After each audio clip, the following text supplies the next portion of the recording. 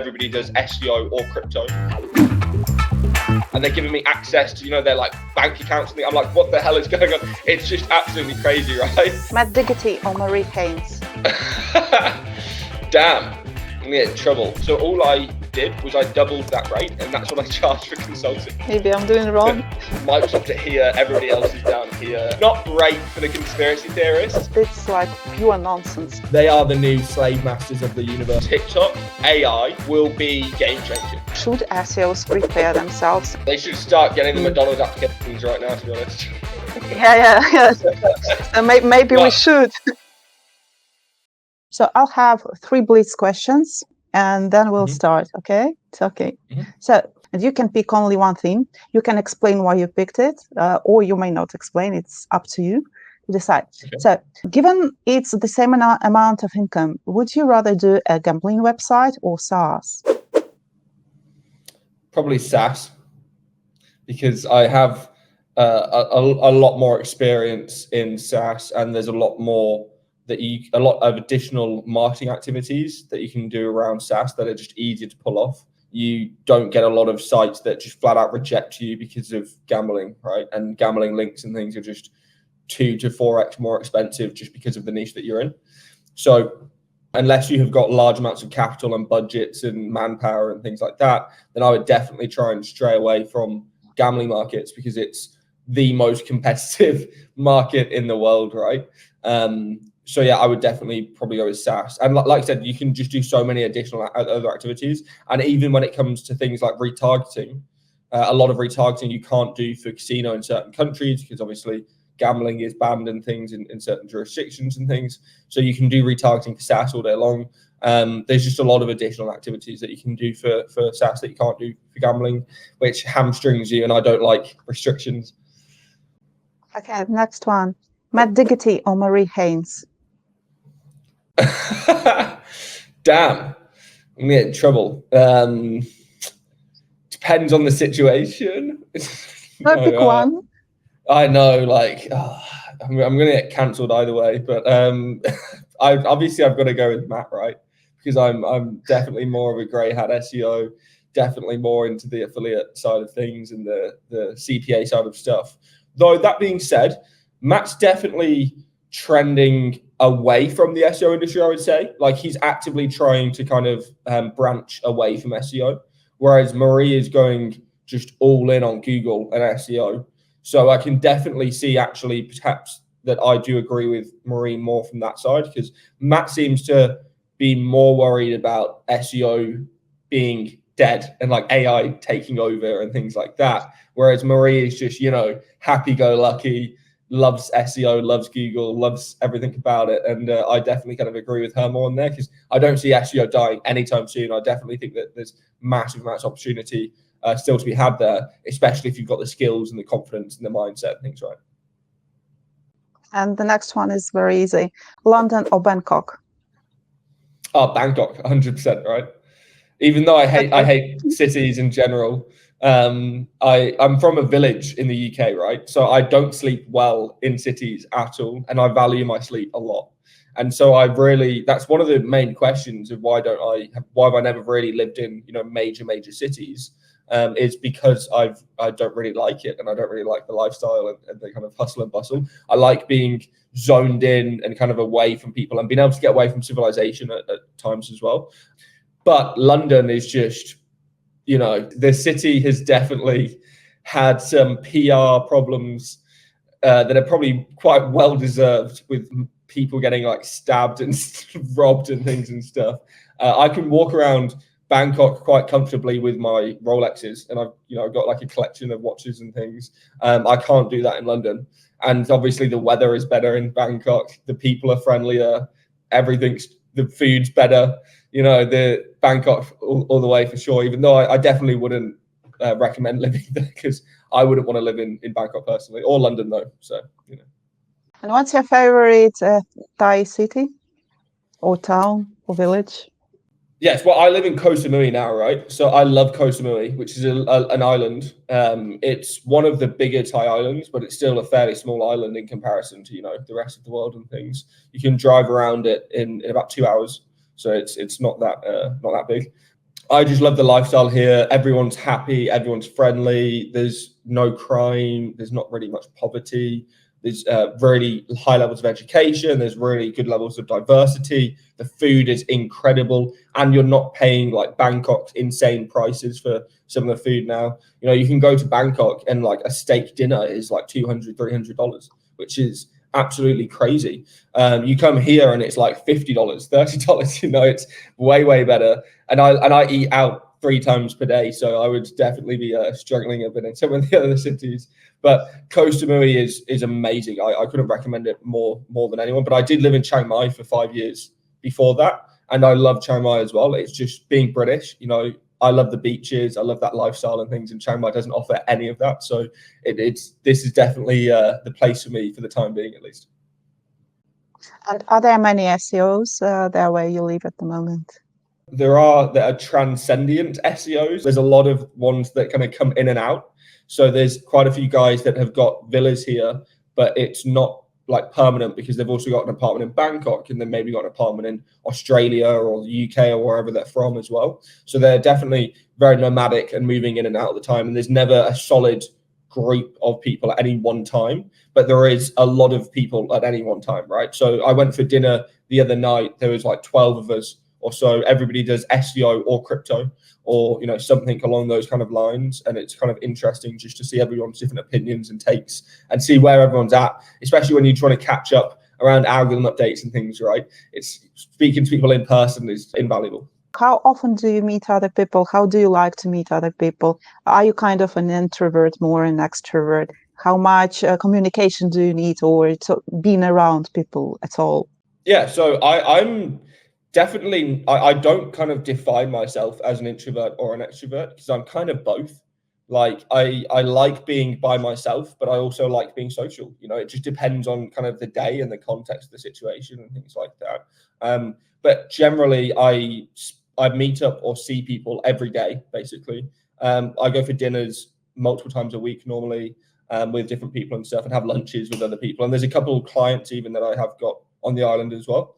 So I go for lunches with them quite regularly. And then there's all like co-working, there's, you know, the meetup shops. There's all sorts of different kind of events and stuff that are happening constantly. So you're just constantly, you know, that social kind of lifestyle is definitely available. It's just that I'm constantly working. So I kind of have to limit myself a lot. So, you know, today, tomorrow, Wednesday, I might go out for dinner with my girlfriend, but I'm not going out and meeting anybody else. We're not going to the cinema. We're not doing anything else, because I'm just working, doing podcasts, doing interviews, doing that kind of stuff for the next 3 days. And then Thursday, I'm doing loads of social stuff. And then Friday, I'm flying to Europe. So I've got kind of a packed week ahead of me, right? And you mentioned you are MoneyHat SEO. Does it mean that money means to you more than anything else? No, definitely not, for sure. Like, I am from a family that is very strong ties and things. You know, we've always had the motto of, like, you know, blood is thicker than water kind of thing, right? Where tomorrow, if I, you know, could sell everything that I owned, and it would guarantee that I get like an extra 10 years with my grandma, you know, I would do that. You know, like I would do that kind of stuff, just because I would respect how much time and stuff of that value is to me, just personally, because of the you know, the value that I have on my grandma and the value that I place on my family and things. So I would definitely give up everything just to get some extra time and stuff right on this earth and things. So I think time is probably what I value more than money, for sure.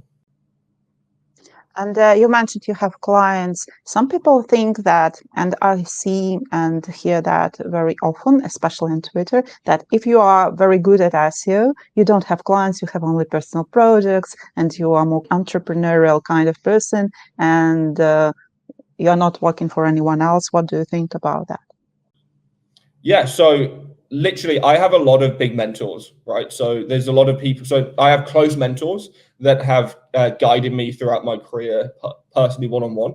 And then I have mentors that are parasocial relationships where I don't necessarily know them.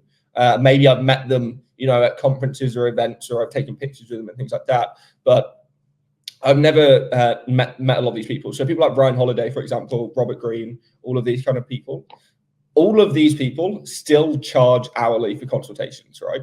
And these are some of the biggest names in the world, and some of the most respected people in business, some of the most respected people in lifestyle and stoicism and culture and all of these things. And they're charging a lot of money. And I for some reason, I can't remember who it was because I've read so many things, but I had this one recollection, and it was one of these guys that I was reading, and I probably got a note of it somewhere who it was.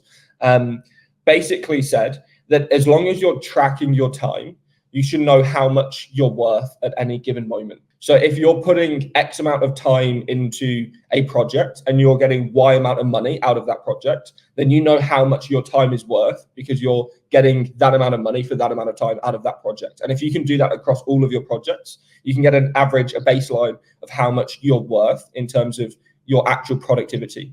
So if you can charge for consulting significantly higher than the productivity rate that you are actually able to do, which is what I do, right? So all I did was I tracked all of my projects, I tracked all of my time, and I figured out that when I'm peaking and I'm doing like parasite pages and I'm doing AI content and I'm doing bulk pages and all this kind of stuff, I'm getting about $800 to $900 an hour in terms of peak rate. And that's really peak performance, working on high ROI projects, all of that kind of stuff, right? And yes, that income might build up passively over time and compound and that kind of stuff, right? But that's still at the higher end. So all I did was I doubled that rate, and that's what I charge for consulting, right? So I know that my peak limit from my SEO earning capabilities is here. So I just make sure that I'm charging significantly higher than that earning capability, right? So it's always worth my time to do these consultations, as well as the fact that actually a lot of the time I'm learning things out of them anyway, because I'm getting new clients that have either been penalized, they've been algorithmically hit, or they're in businesses and they're in industries that I formerly didn't know anything about, and I'm suddenly just diving headfirst into them. I've got like the CEO on a call, I've got the CMO on another call. I'm just getting insights from these industries and these businesses, and I'm not even on a contract, and they're giving me access to, their like bank accounts and things. I'm like, what the hell is going on? It's just absolutely crazy, right? And you have all this access and freedom and kind of and respect, and it's a power position as well. So if it was an agency style, you feel like you are working for somebody, and the client feels like they're the boss and they're in that power position. But with consulting, I get on phone calls with people, and the client is thanking me for being on the call, right? They're thanking me for paying me huge amounts of money to be on a phone call with them, which is a huge difference in kind of power position from agency. And you don't have the responsibility. So you don't have to deliver stuff. You don't have to make sure that, these targets are hit or these deadlines are hit. The implementation and all the hard work really is on the client and is on them to kind of deliver for themselves. You're just giving them the path to get there. Yeah, I just touched a few questions that I was going to ask you further on. One of those is, how much do you think an SEO should earn? So an average SEO, what's the average income for an SEO should be there? Firstly, I would say that most SEOs are underpaid, right? So they're underpaid and they're undervalued. But a lot of people think that they're undervalued because of the industry or things like that. But actually, I think a lot of SEOs are undervalued because of themselves, right? Because they're going and taking opportunities that are beneath them, or that they have confidence issues, or that they don't know if they contributed to the success of this campaign or X, Y, and Z. There's all of these kind of team level SEOs that have got really big confidence issues around if they were the deciding factor around a campaign getting success or not. And if you don't know if you can deliver value, you don't really know your own value, right? And there's that big kind of lack in confidence of knowing your own ability in SEO. And then also there's the kind of, the constant Google updates and the reminders and all this kind of information and misinformation and stuff going on that kind of grinds away at people's confidence and self-ability and things. And that really, really undermines people's true value. And I think that a lot of people who are on, that kind of mid-level salary of 30 to 90K a year, they could probably, a lot of them could be on double that if they really pushed. They had their own case studies, they were confident, they had their own public personal branding, they were releasing stuff on LinkedIn, they were doing all of this stuff that actually propelled them forward and made them more valuable. I think that's how a lot of people would earn more money going forward. In terms of how much I think SEO should charge, I think it's unfortunately it's very dependent on the reality of their situation, right? if there's all different kinds of variables to it as well. So unfortunately, right, we live in a world where something like 70 to 80% of capital flow, so the money that moves around in the world, is moving around in some sort of an English language business environment, right? And that's just because of like America is so dominant in the world economy, and then you have the UK that's so dominant. And even when you speak to large Chinese trade companies, a lot of them are operating in English just because of some weird like cultural thing where it's seen as a higher system of like class to operate in English, which is just mind-boggling in of itself. But that's the case, right? So if you have got a really higher level of English, you can get paid more in a lot of cases, right? If you have a higher level of your own personal case studies, you can get paid more. If you have a higher level of social branding, you can get paid more, right? There's all of these things where a lot of it comes down to just having experience that is easily showable to somebody, right? To easily prove how much you're worth. And there's a really big lack of quality candidates out there as well, because a lot of people don't put little things on their resumes, and they don't put a lot of things on their CVs. And these things are really quite popular with a lot of onboarding clients, a lot of in-house recruitment agencies and all that kind of stuff. So back to the original question, I think that, again, it depends on where you are, what you're doing, that kind of stuff. But if you've got 5 years experience in SEO, you've worked a couple of jobs, you've got some case studies, you've got experience dealing with algorithm updates, and you have got some level of personal branding around your LinkedIn, your Twitter, all of these kind of things. Bear in mind that half the SEO industry talks about EEAT, but then they don't do it for themselves. Like, this is mind-boggling in of itself, right?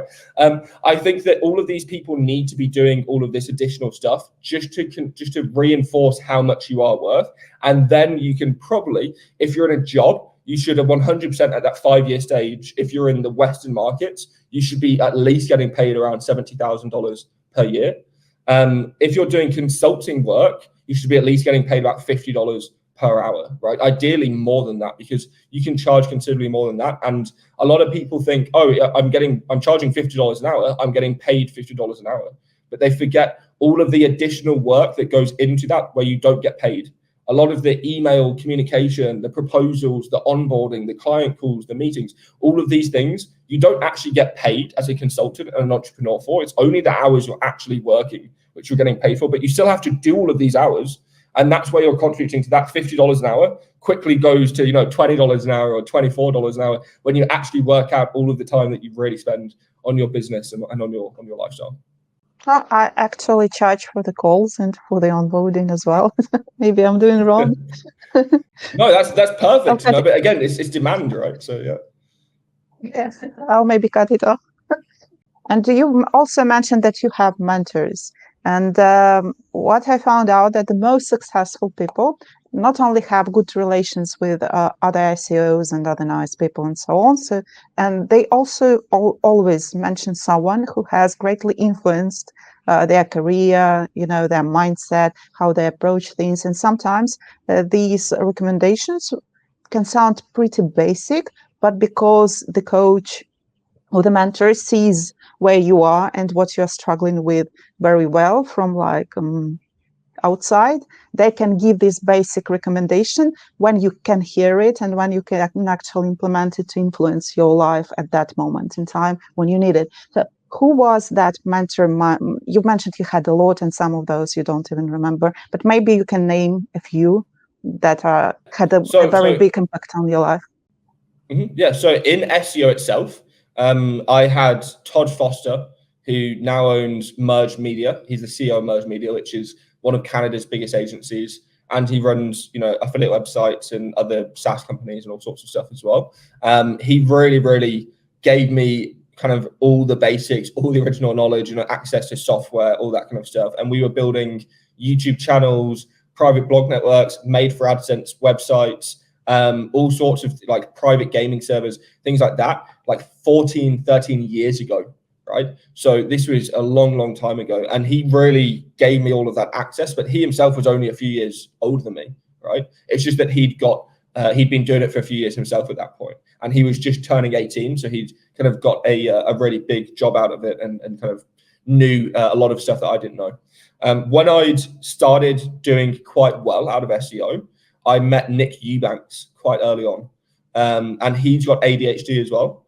And he gave me a lot of insights into how he's been able to control his ADHD and how it's quite a big impact, especially if you're doing things like calls and having the ability to just output the kind of craziness that is your mind into thoughtful flows so that other people understand it and that other people kind of get it and things. And he gave me so much information around how to solve that stuff that it was really insightful. And I really don't think that I would be even half as productive as I am now if I didn't get that information and that kind of training and adaptation and all the reading and stuff and what he'd kind of thrown my way. And then in terms of online people that I read all the time, it's Ryan Holiday is just the #1 person that I read every day. I've read like basically all of his book recommendations. I've read every book that he's put out. I've read all of his podcasts. I've like rewatched his episode with Joe Rogan like 5 times. He's awesome, right? I just love Ryan Holiday. I love the stoicism kind of philosophy of dealing with only dealing with things that you're capable of dealing with things, and that if things are out of your control, then you shouldn't be wasting emotional and physical time on them. And then I also just like a lot of kind of the classical copywriting people. So like Gary Halbert and stuff are just awesome as well. So I've learned a lot around persuasive copywriting and things from them.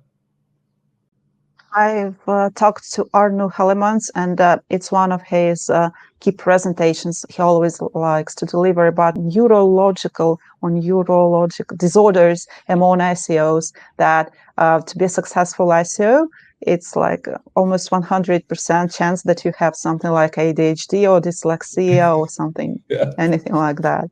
It's interesting to see that so many of these kinds, dyslexics, I've never met as many of them as in SEO industry ever. I'm dyslexic myself, so it's always always funny, to see so many people like here, and every second one, a third one, and that's kind of funny. And you also mentioned PBNs. Do you build them now? Yes, to be fair, we've still been building them occasionally, just generally, #1, not nearly as much as we were before. And then #2, a lot of it is not the same as it was before. So whereas we were building like custom niche PBNs to rank niche websites, 5-6 years ago, nowadays it's all about building kind of generic, powerful PBNs that can rank parasite pages and that can be very strong tier 2 links. So that generally means we're trying to find auction domains that are very undervalued.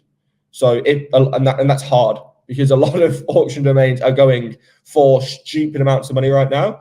And I blame a lot of it on the Indonesian gambling niche for some reason. If you actually look at GoDaddy Auctions sold list, every other domain on the GoDaddy Auctions sold list right now is just redirecting to some kind of Indonesian casino or something. It's wild. So we're trying to find domains, but it's just luck at this stage, right? And then we'll build off of what we do find, but it's limited in its numbers. And sometimes we get lucky in a month, we can find 10, 20 domain names. Sometimes in a month we find none. Sometimes in a month we find 1 or 2, so it's just very hit and miss and luck based. And we don't have the systems and the scaling to be able to do all the scraping and stuff like a lot of the domainers actually are doing, because again, we don't need that level of sophistication and things to be doing. So if we're just trying to pick up the little scraps that we can find that are kind of the undervalued gold. And how many it's clear? Do you search for relevant domains, or do you just pick anything that's more or less good due to some, like, I don't know, signals or anything else? Or do you think that they have to be relevant? For what we're doing now, it's all just as high authority domains as we can get, right? Because we're generally linking to like DR90 or DR85 parasite pages most of the time. Or then even our tier 2 links, we're mostly just linking to DR70s and 80s and stuff for our tier 1 links. So a lot of our stuff is just generic authorities. That being said, we have been doing some local SEO stuff for a city in the UK where we've been trying to basically build a localized PBN. So we're trying to find domain names and stuff that have either, businesses have gone bankrupt, they've gone under, they've gone expired, people's old blogs, old sporting clubs, things like that. Any domains we can find from that local area. And then we're just building up a PBN. So effectively we can rank anything in that kind of area, right? And then we just immediately control a lot of the local kind of link juice in that area, and that's what, and it is working so far. Again, it's just finding the domain names. It's a lot of work, and you kind of have to put somebody on it full time, just doing the analysis and the research. And again, it's a luck-based thing, right? You just randomly find domains that become available, or that expire, or that age out, or that become available on auction, and you hit gold sometimes. Do you try to diversify links, anchors? I mean, not links, anchors, sorry. Anchor text and all this kind of surrounding text. Do you work on that, or do you just put your keyword, major keyword, and make this link from your PBN? Yeah, so it depends on what we're linking to, right? So for with tier 2 links, for example, recently, we've been trying to find the old URLs that are on the domains.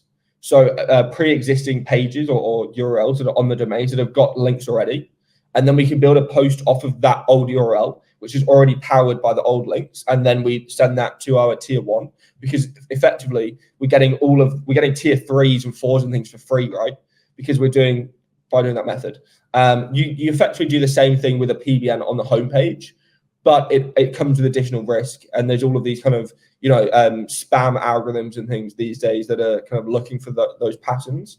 So if we're using homepage links, we're only doing it from the very, very best PBNs. And we're generally doing it across tier 2s and stuff, rather than linking to parasite pages, because you're at some point you're kind of just stacking stacking triggers for Google to find your pages, right? At that point. Yeah, that's true. Some people also report that the previous method was not only build PBNs, but making these 301 redirects, and different industries, not only gambling, not only SA, not only payday loans, but many other white hat industries. They also bought some domains and redirected them. Right now, they report that it's becoming harder because they don't always glue. Previously you could glue any irrelevant domain. It just had to be authoritative, or rank well or whatever. Right now it's kind of harder. Do you do the 301 redirects? Have you noticed similar things? What's your approach to solve them if you do? Yeah, so we've done it a few times with parasite pages, where we've just throw on a domain out of a parasite page and it's ranked really well. It's Google says that it comes after 301 redirects all the time, right? Like there's been about 10 updates where they've said that it's coming after 301 redirects, and they just always seem to work. There's always additional methods that work as well. So like you have like the double 301 redirect trick, which removes penalties and stuff as well, right? So there's definitely some level to where redirects just seem to be a trick that plays into Google's algorithm, and they don't seem to really be able to do much about it. That being said, again, the whole stacking triggers thing is that people just overdo it, right? They go and build like 25 domains that are 301 within the space of a week, and that's just really unnatural, and it stacks those triggers again, and it's really easy for Google to find. And people end up reporting that, and they're like, I got hit because I used 301 redirects, but they don't say that they use 30 301 redirects, at the same bloody website. So it's kind of a lot of this hearsay stuff where people are reporting that they're getting hit, but it's because 99% of the time because they went way overboard, and that 1% of the time is because they bought a dodgy domain, or they bought something in the first place that is very easily trackable back to you. So we tend to use 301 redirects for parasite pages quite well. We haven't used them for any niche sites or anything, lower DR or kind of things like that anytime recently. So I wouldn't have any experience, unfortunately, in kind of knowing if those work. Right now, people are repeating after Garelish that backlinks are not that important and all this kind of thing, which seems not to be the case, as links seem to be doing like quite the opposite. And many people are talking about the like brand thing and all this kind of thing, which is basically built with backlinks. So what should people at the moment focus on? Like everyone says brand, but doesn't brand mean you just need to build those backlinks? Yeah, the only thing that brand means, right, is like brand searches. But if you're an SEO, you can't magically get, 100,000 people in your country to start searching for your company's name. Like that's non-SEO stuff. Like it's like, the non-SEO marketing activities are what's going to drive people to search your brand name. In terms of SEO and brandability and brand ranking factor and all that kind of stuff, I don't think it's necessarily that true at all.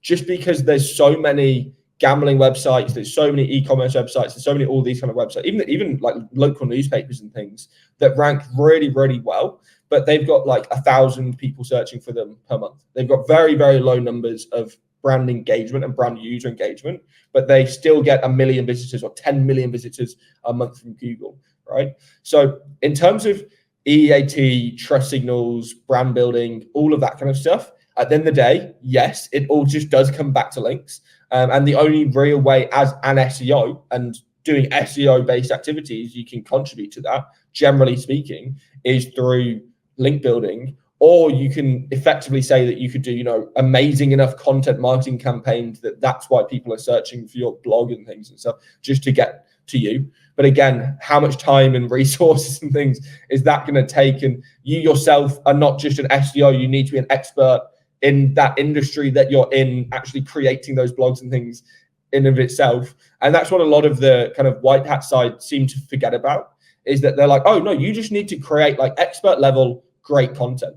I'm like, yeah, but if you're an SEO working on a client website, then you're not an expert. You're not creating expert level written content for them. You can't even edit it to know if it's expert level written content because you're an SEO. You're not an expert in, selling bathtubs or whatever it is that you're doing client work for. So I would always say that if you're actually doing SEO activities, the number one activity you can generally do is link building, but it's all relative, right? It's whatever the website needs. So it's if some websites need links, but other websites have got a great link profile, but they have no content and they've got no semantic topical clustering and they've got none of this. Or some websites have got really bad technical issues and they've got horrendous load time. So all of these kind of things, right? It's just relative to whatever the client needs in the first place. And you shouldn't be saying that, oh, this doesn't work just because you're dealing with this scenario. You don't have enough data, right? And a lot of people seem to say these kind of statements that if you went and said that to data scientists and things, and they asked you for sourcing, and you said, oh, well, I have 5 clients, they would laugh in your face. Like it's one of those situations where you need to have more data before you're saying concrete statements. And 99.99% of the SEO community don't have enough data. I don't even have enough data to be saying a lot of the stuff that I'm saying, but at least I will say that this is the case for this case, right? It's not the case for everything. It's just happening in this specific SERP or this specific niche or this specific scenario. But people make broad statements that links don't matter in SEO anymore, or AI content is detectable, or, all of these things, or redirects don't work, or links, buying links is detected, all of these kind of things. But it's all relative to whatever is going on in that specific instance. And do you think that AI content is not detectable at all, right? Scientifically, it's fundamentally not, right? Because there's the whole monkeys on a typewriter theory. So over the course of an AI creating essentially infinite amount of words, at some point you're not going to be able to detect 100% of that content, right? 100% of the output. And then you also have things like randomization, and you have errors, and you have output wrong. All of these additional things that contribute to actually detecting AI content is impossible at a 100% level, just because you have false positives and false negatives and all of these things algorithmically that make words different and make them randomized and all these kind of elements and stuff. When it comes to Google detecting it, do I think that Google are running, essentially to detect AI content, you either have to run your own model to detect another model, or you have to look for specific signals. But those specific signals end up getting a lot of other sites caught up in the mix at the same time. So do I think that they're doing that? No. And the evidence in that is that they went and manually penalized 200 or 300,000 AI content websites instead of letting the algorithm detect it, because they couldn't detect it with the algorithm. So they had to go and manually penalize all of these websites instead. at least it seems they are working in that direction, not publicly, of course, but I've seen a few of their presentations on how they think they will approach that, and they use the bag of words, and they use TF-IDF signals and all these kind of things. And it seems from the websites being damaged during some updates that they are not against even a big collateral damage in this case. But I really don't know. It was interesting to know what you think about that. What do you think also about the topical authority thing?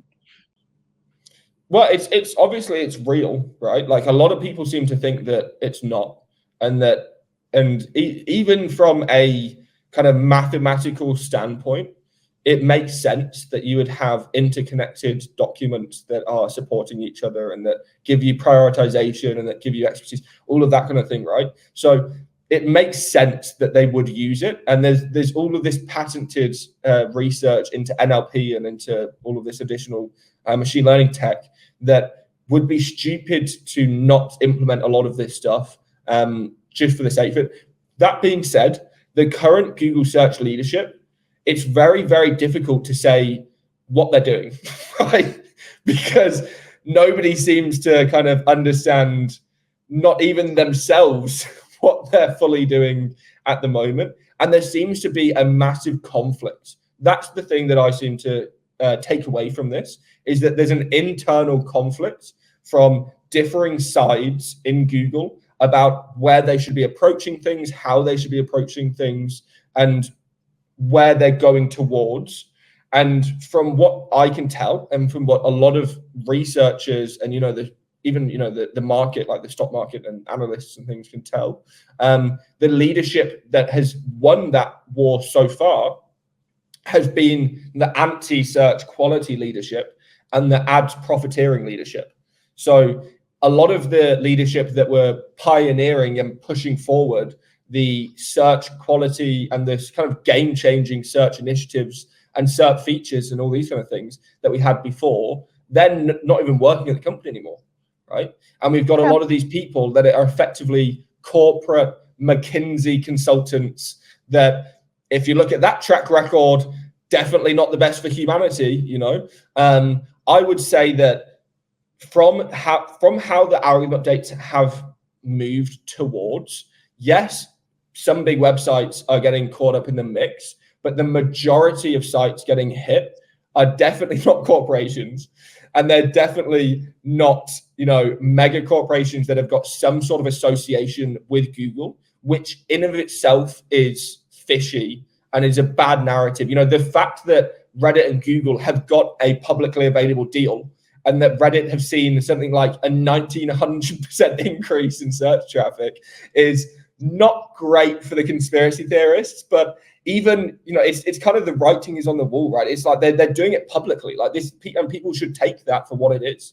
And I think that a lot of people are, and even, the people who are very pro Google, like Marie Haynes, even they're kind of seeing it for what it is, and that Google aren't necessarily the likable corporation that they were maybe 15 years ago, and that leadership has very much so gone, or it's changed and it's become a very executive, corporate McKinsey style enterprise. And I do think that Microsoft are winning the AI war, and that if they do win the AI war and that Microsoft get AGI and all these kind of things, then Google are finished. Like, it's game over. Like, Microsoft have won basically at that point. It's, they've won the tech race, they've won the future race. They are the new slave masters of the universe. We are going to be beholden to Microsoft and all of its glory. Maybe someone else will emerge, not necessarily Microsoft only. Is it possible? Yeah, it's the space race, right? So it's that kind of thing where Microsoft are here, everybody else is down here, and that Microsoft is also like consolidated power in OpenAI and all this kind of stuff. Who combined, they've just got so much research. But then, Google are getting the world's most compute at the moment.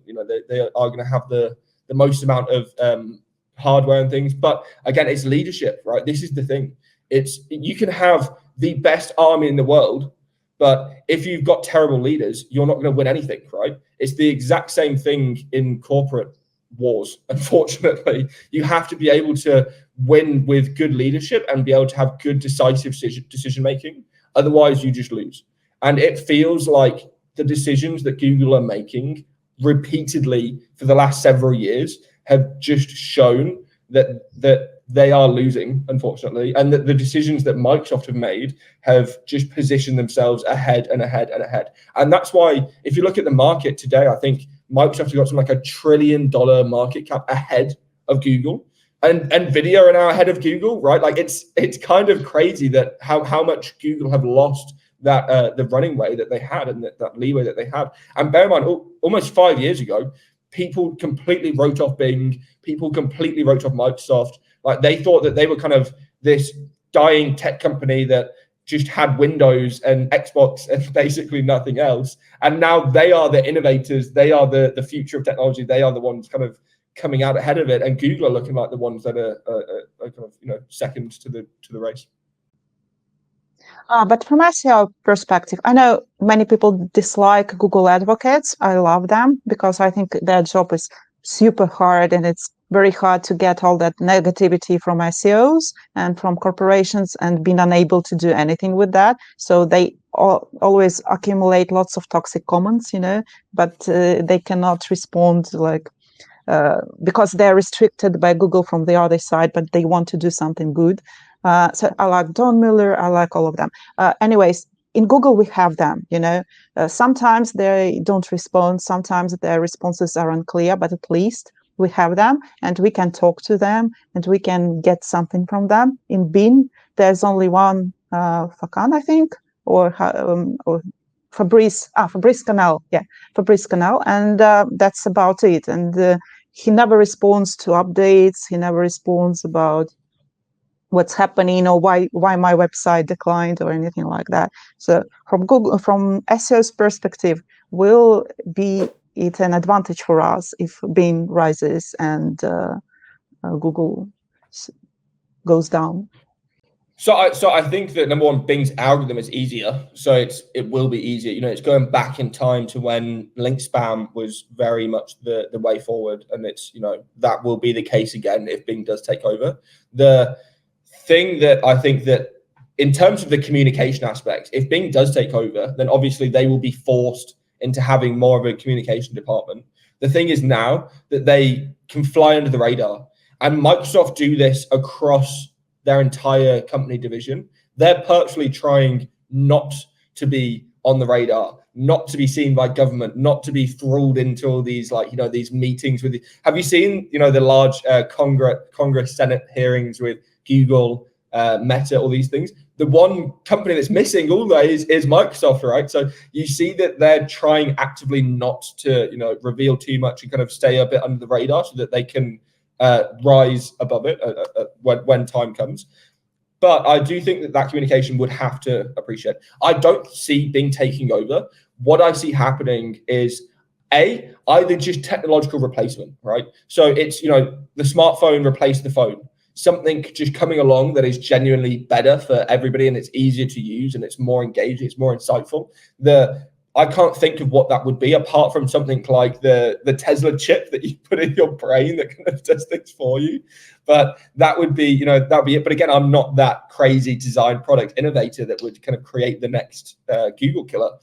The other side of it is that Google could just lose so much of its key markets to other apps and to other leaders. So it's even things like TikTok have absolutely killed Google when it comes to travel and when it comes to restaurant recommendations and when it comes to even like makeup tutorials and things like that.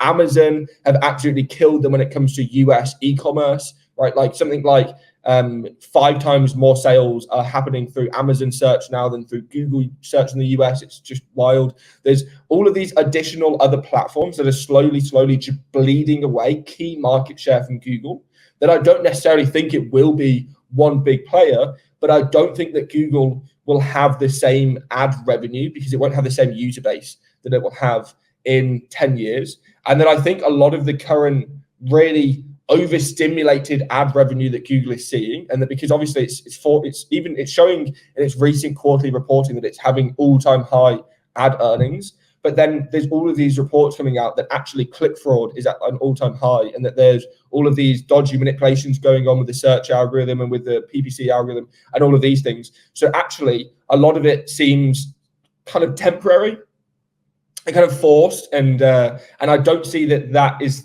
that progressing. And a lot of those measures that they've taken to get the ad revenue up like it is aren't long-term, and that they're not going to last. And that if they are bleeding all of this traffic and all these users to these other apps, and at the same time, they're kind of bleeding the advertisers for all the cash that they can get, right? They're going to lose market share across both sectors. So I still think that Google is massively capable because they have YouTube, they have Google Chrome, they have Android. They've just got so much market share across the board that even if search does come crashing down around them, I still do think that they can pivot and that they will be a very successful tech company. I just don't think that they're potentially going to be one of the big three going forward anymore.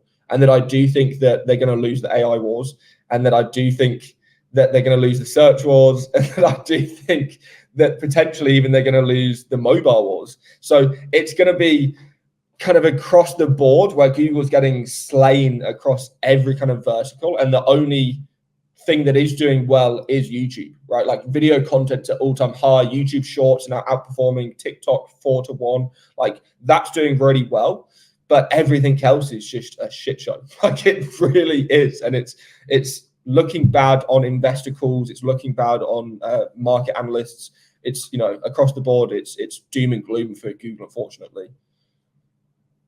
Yeah, I'm looking for recipes on TikTok only. I cannot use neither Google nor YouTube for that. It's impossible. The videos are awful. And in TikTok, they're short, precise, and absolutely you can see straight away what you can do, for example. And also, the other day, I got $1,000 to spend on a local ad campaign to see like what keywords I can use and all that. And it appears that Google has changed so much there. Like a year ago or 2 years ago, if I spend $1,000, I'll get the list of the keywords, I'll get some leads. You know, from this campaign, I got nothing.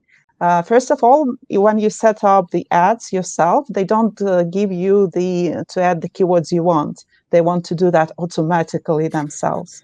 And so you spend the money, they decide on the keywords, you get some traffic, but it's like pure nonsense, not a single lead, nothing. And what they did, they gave us lots of branded traffic for people who were looking for directions, how to drive to this place where we are from our existing clients. So basically, and when you try to get minus keywords and all these kind of things to eliminate the clients who are looking for directions, they just don't show your ad at all.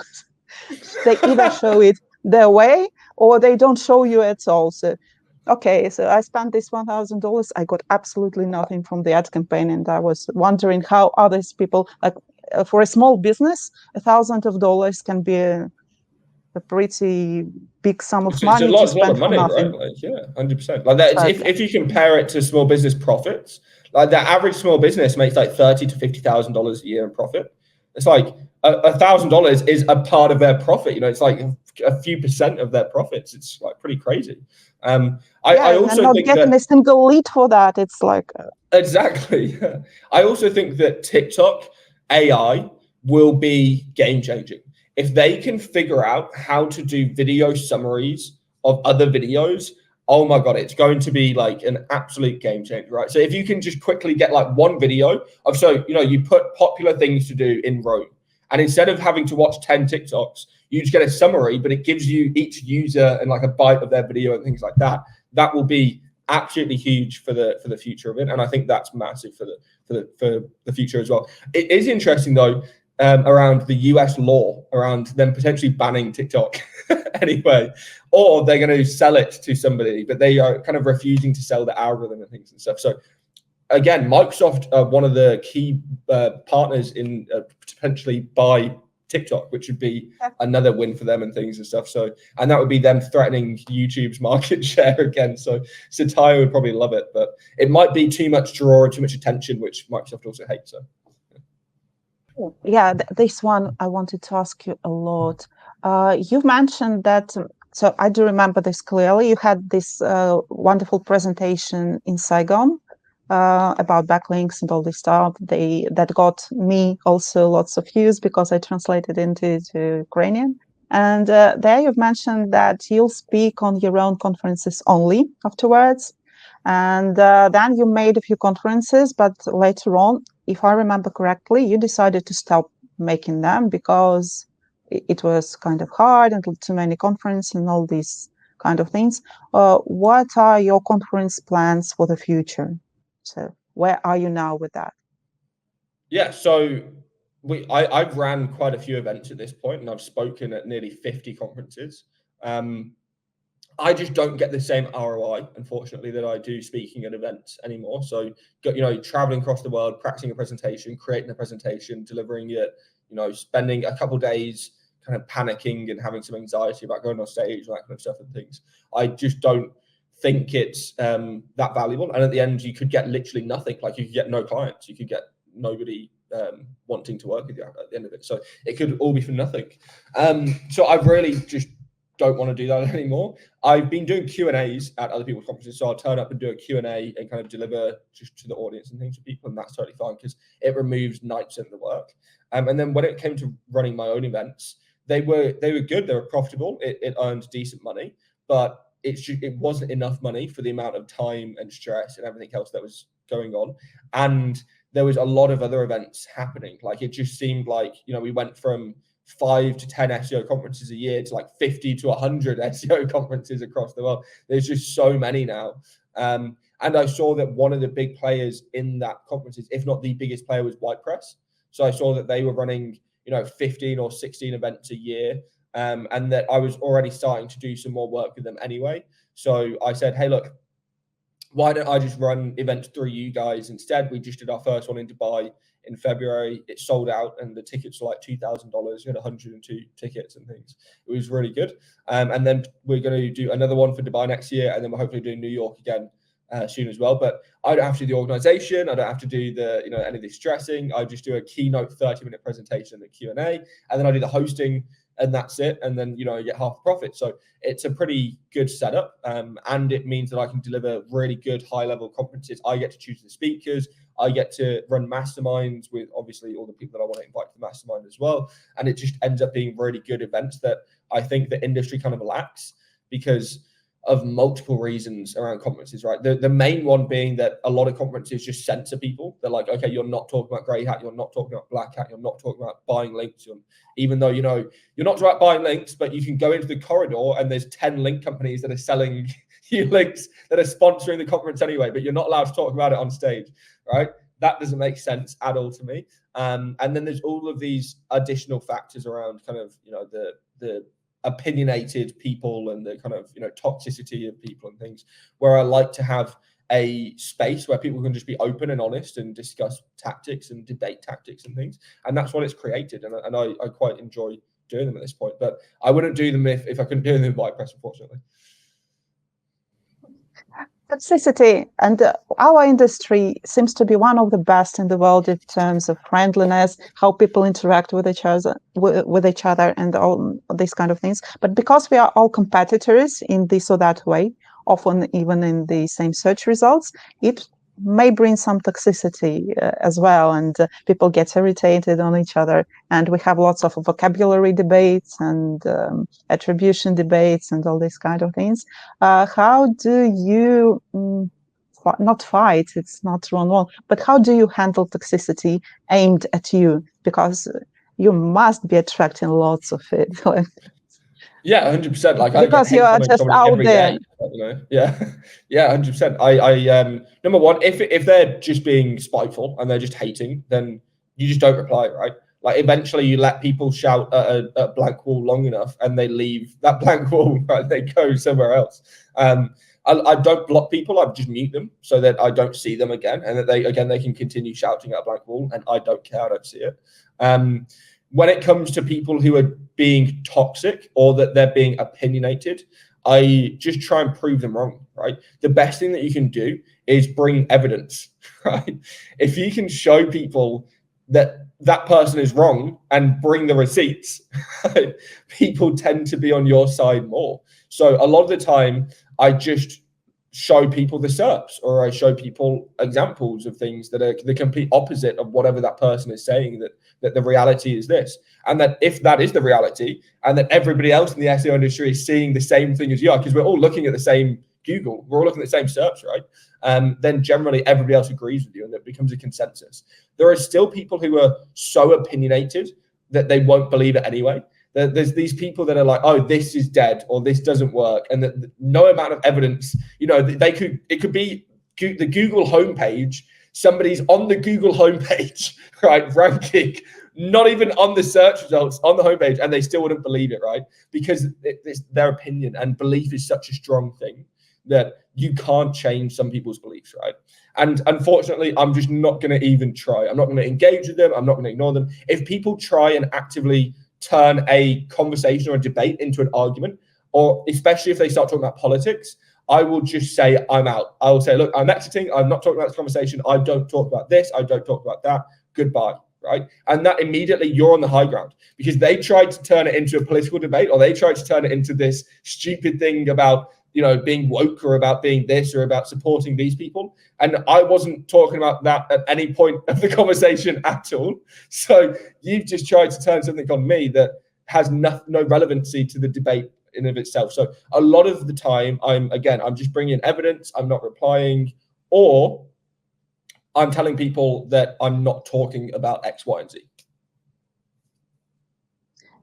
And just one last question, because I still have 5 minutes, so I wanted to ask that. Another problem with SEOs, and we've touched it a bit, is that, like you said, SEO will not die.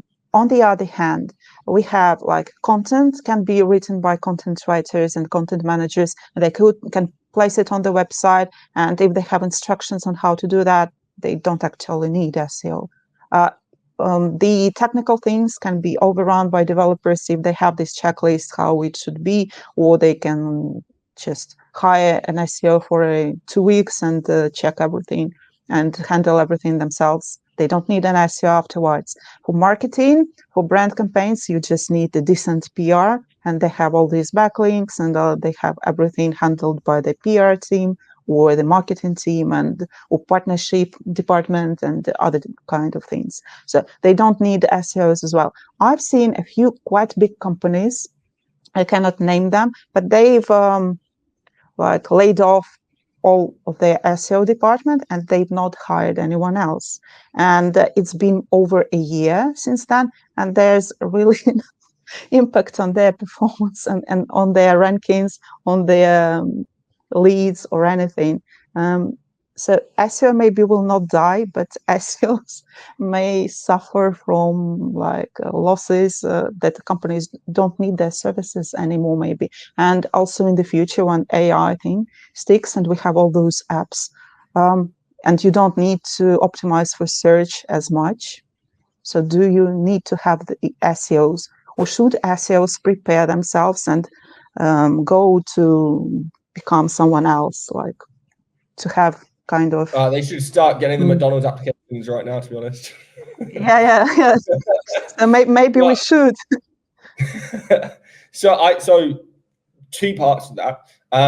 The first thing is that, generally speaking, most of these people that are working on huge corporate websites, number one, they can't get anything done anyway, because the decision making isn't really on them. So they're doing things that aren't really impacting the bottom line of the SEO anyway. Because to impact the bottom line of the SEO, you need to do broad changes, right? Changing one blog post, uploading one blog post on a DR90 website is going to do nothing, right?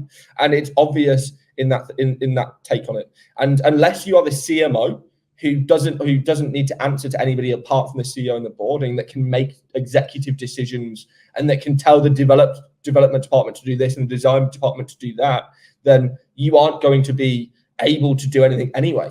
And that there's this kind of weird perception that you want to be working for an in-house at a really big corporate company, when reality it's probably one of the worst jobs in SEO you can be doing, because you don't actually get to do a lot of the stuff that you are taught to do and that you should be doing to actively grow their SEO. The second part of it and obviously there's still a lot of clients out there that would still need SEOs that aren't large corporates and all that kind of stuff, and that there's new small businesses and there's new medium businesses growing all the time, and that there's still going to be a new source of clients for them. That being said, a lot of people in SEO forget that SEO is search engine optimization and not Google optimization, right? So we can go back to the good old days of doing search engines that aren't nearly as complicated as Google. TikTok search, you can still do TikTok SEO. You can still try and get videos ranking on TikTok. There's all sorts of additional things that you can do aside from user engagement signals on TikTok that work. YouTube SEO, Amazon SEO, eBay SEO, Etsy SEO, Wayfair SEO. There's going to be search engines that even if people don't think that they're search engines, they're still search engines. You know, optimizing for things like Amazon Alexa going forward when there's Amazon has its own search engine and things like that. All of these kind of things like voice search built into apps. And even if you do things like Gumroad has a search engine that you can manipulate and you can do Gumroad SEO for. And that I actually prove to everybody that you can make tens of thousands of dollars a year doing Gumroad SEO, just ranking products on Gumroad as a platform using and doing SEO from there, because I was making that much money from ranking my own products on Gumroad.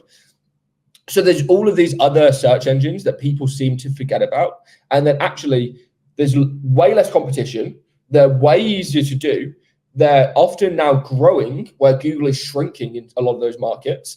And there's just nobody else doing it. So you can be the go-to person. You can be the first person. So you could be the TikTok SEO girl or the Amazon SEO girl, or, you know, something like that, right? You pivot, you adapt. That's part of being an SEO. If you can't adapt, if you can't change with the industry changes and with the time change and things like that, you shouldn't be in this industry, because you will eventually get caught up in something. Things will change. The style that you used 5 years ago will not work now. You have to adapt things. You have to change things. You can't just rely on your knowledge from this point being forever good for the rest of history. You have to be constantly learning, constantly adapting, constantly changing, constantly testing, constantly innovating, right? Otherwise, you aren't worth what you think you are. I agree 100%. I'm very sorry for taking too much of your time. Can you say what you are working right now, where people can find you? You have lots of courses, you have lots of books, you have an SEO tool, Kappa, something like that. What are you working right now, and where it's the best place to find you, or whatever you are doing to catch up with you, to try your tool, or what course is the most fresh one, and like that, and where they can buy that? Yeah, so in about 2 hours, I'm releasing an update to Parasite SEO Secrets. So Google obviously did the May 5th announcement, which turned out to be nothing. Like, it didn't really change anything in the SERPs again. And that Parasite SEO is still thriving and doing very well. So I did a 2-hour video presentation update going through the May 5th announcement and going through how you can adapt and change, and how Google hasn't really done much. But that course is still very, very good. If you want to find me outside there, my Twitter is probably the most active where I am, just @Charles_SEO. And then charlesfloate.com, charlesfloatetraining.com, cuppa.sh. So if you want AI SEO, and then we're doing AI internal linking and content generation and blog post scheduling and publishing and Zapier integration and all sorts of other stuff, cuppa.sh is the AI SEO tool that will be the #1 going forward very soon. And then I do consulting, I do CPA sites, I do my family business. I've got like a lot of different projects and stuff going on constantly. I like to be busy.